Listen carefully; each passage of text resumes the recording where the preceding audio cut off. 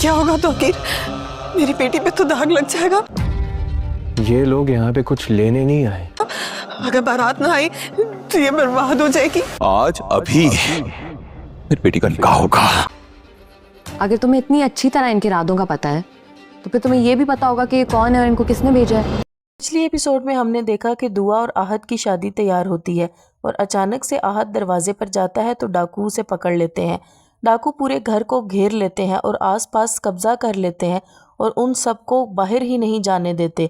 ये बहुत बड़ी परेशानी बन जाती है। यहाँ तो कीर कहता है नुदरत को किसी ने फ़ोन किया, उन लड़के वालों को उनका नंबर बन जा रहा है और सबको यहाँ पर इल्म हो जाता है कि इनको शादी की वजह से बाहर नहीं जाने दिया जा रहा और अपने तौर पर सारी फैमिली को लेकर आता है आहत के घर पर तौकीर, ताकि पता चलवाए कि वो हम तो उनके घर पर आए थे, आगे से उन्होंने ही दरवाज़ा नहीं खोला।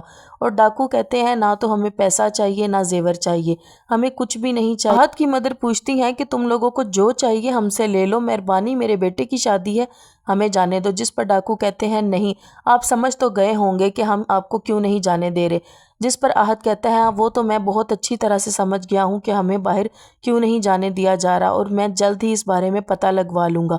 अब नुदरत और दुआ बहुत ज़्यादा परेशान होते हैं यही सोच सोच कर कि बनेगा क्या, कौन शादी करेगा, बदनामी हो जाएगी। जिस पर तौकीर के दिल में ये बात आती है कि शादी तो दुआ की आज ही होगी, शादी मैं इसकी आज़र से करवा दूँगा।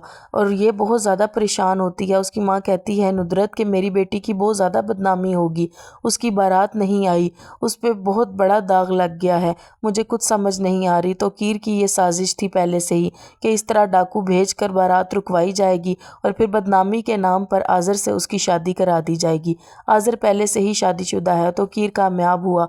तौकीर इसी तरह दुआ को कहता है कि तुम्हारा निकाह आज ही होगा और आज़र से। अब देखते हैं नेक्स्ट एपिसोड में कि दुआ की किस्मत क्या वाकई ही इतनी अच्छी है, वो बच जाएगी या तो वो आज़र और तौकीर के हत्थे चढ़ जाएगी।